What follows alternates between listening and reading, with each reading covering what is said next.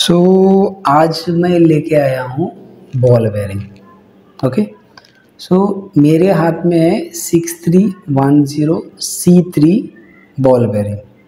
तो ये नंबर जो है 6310, सो 6 के ऊपर से हमको ये पता चल गया कि भाई ये बॉल बेयरिंग है। 310 इसके ऊपर हमें पता चल गया कि भाई इसका एक डायमेंशन का ये कोड है। ओके, तो ये लास्ट में जो C3 है, तो आज हम इसके ऊपर डिस्कस करेंगे। तो ये भाई ये C3 है क्या चीज़। ओके, ये जो C3 है जिसपे लिखा है C3, ये बहुत बार C भी हो सकता है, C3 भी हो सकता है, C4 भी हो सकता है।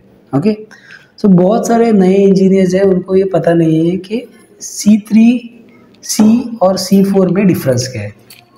ओके, ये जो उसके ऊपर जो डिफरेंस है, ये डिफरेंस आपका रिपेयर कोटेशन में बहुत बड़ा रोल प्ले करता है। सो जनरली क्या होता है, हम रिपेयर के लिए कोटेशन मांग लेते हैं किसी से, और बहुत समझो मैक्सिमम टाइम क्या होता है, हम एक से ज़्यादा पार्टी के पास कोटेशन मांग लेते हैं।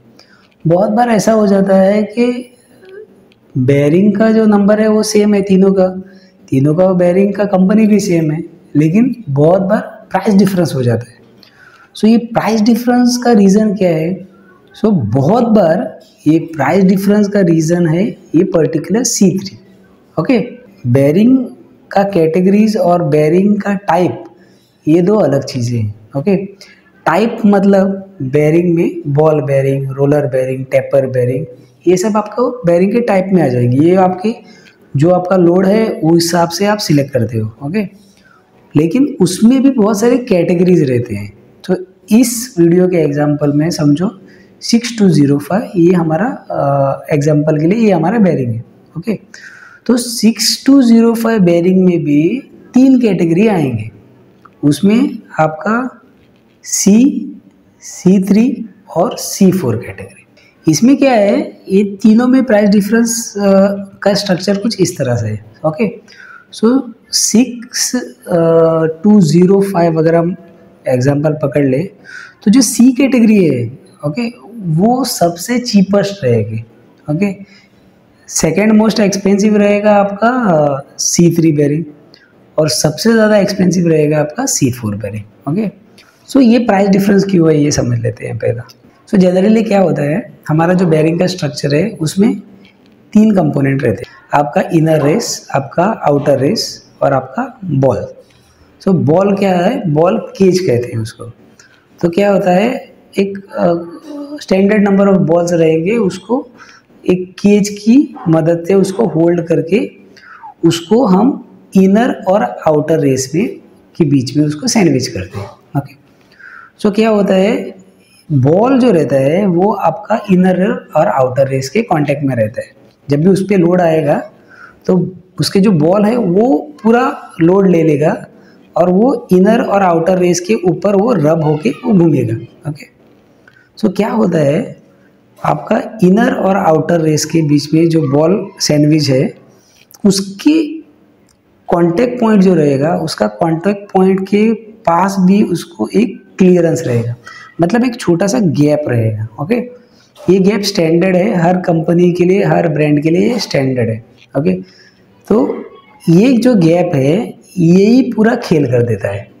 सो क्या होता है, ये जो गैप रहता है ये रहता है थर्मल एक्सपांशन के लिए। सो क्या होता है, नॉर्मली जब आपका मशीन घूमेगा, बॉल आपका जब इनर और आउटर रेस पे फ्रिक्शन करेगा तो that will generate some heat. Okay, वो हीट की वजह से आपका टेम्परेचर राइज होगा।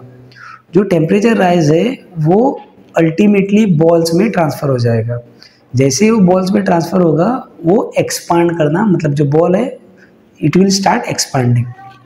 ओके, ये एक्सपांशन के लिए जो गैप रखते हैं कंपनीज, ओके, वो गैप है और उसका जो साइज़ है उसको डिफाइन करता है ये आपका बेयरिंग के पीछे लिखा हुआ है C।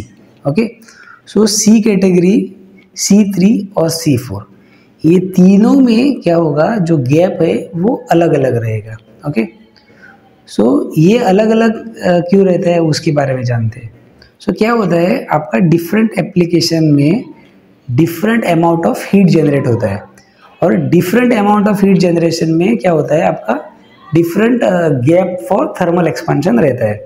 सो जितना ज़्यादा उसमें हीट रहेगा उतना ज़्यादा वो बॉल को थर्मल एक्सपेंशन के लिए जगह चाहिए रहेगा।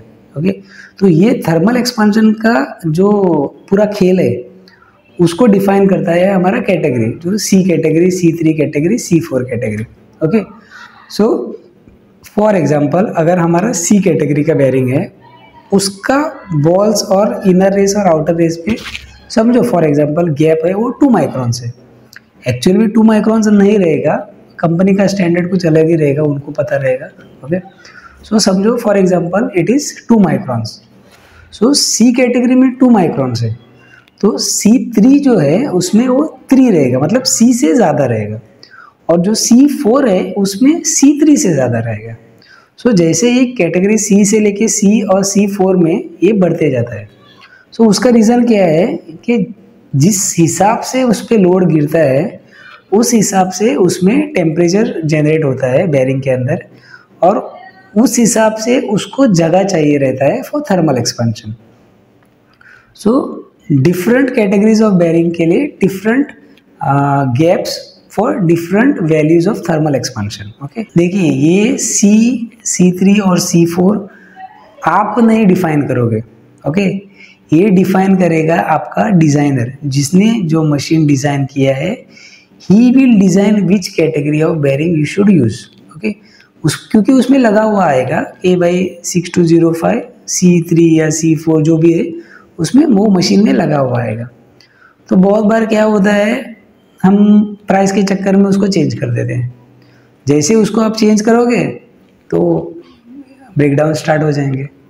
सो हमेशा से आप ये ध्यान में रखो कि ये जो कैटेगरीज दिए हुए हैं और जो प्राइस डिफरेंस दिया हुआ है ये आपको फैसिलिटेट करता है कि भाई आपका ओरिजिनल बेयरिंग कौन सा था, और आपका एप्लीकेशन के हिसाब से वो डिज़ाइनर ने वो डिज़ाइन करके आपको दिया है। सो मेरे हिसाब से 90% केसेस में you should not go for any alteration in the main design. Okay, समझो किसी ने ऑल्टरेशन किया भी है और उसके बाद समझो आपको ये प्रॉब्लम आ रहा है कि बार बार बेयरिंग फेलियर हो रहा है, तो हमेशा से आप ये देखिए if you are using the correct category of bearing और नॉट। ओके, सो अगर it is a continuous load और उसमें नॉन स्टॉप मशीन चलता है तो always go for C4 bearing, क्योंकि उसमें थर्मल एक्सपेंशन के लिए बहुत स्कोप रहता है और महंगा भी रहता है, लेकिन it will give you less breakdowns. अगर मशीन चलता है 5 घंटा 10 घंटा, उसके बाद उसको ब्रेक है वापस से वो चलता है, आधा घंटा 1 घंटा ब्रेक भी है तो भी चलेगा, in that case go for C3 bearing. और अगर समझो एप्लीकेशन ऐसा है कि हार्डली 1-2 घंटा चलता है, then best go for C category bearing. So इस तरह से यू विल सेव मनी और उससे भी ज़्यादा you will save time on breakdowns. Okay, तो नेक्स्ट टाइम जब भी आपको कोई भी कोटेशन मिले और उसमें प्राइस डिफरेंस है, उस बंदे से पूछो भाई आपका कौन सा कैटेगरी का बेयरिंग है, C है, C3 है या C4 है, और उसके ऊपर से आप फाइनल डिसीजन आपका ले लो। वीडियो यहाँ तक देखने के लिए thank you very much, have a good day.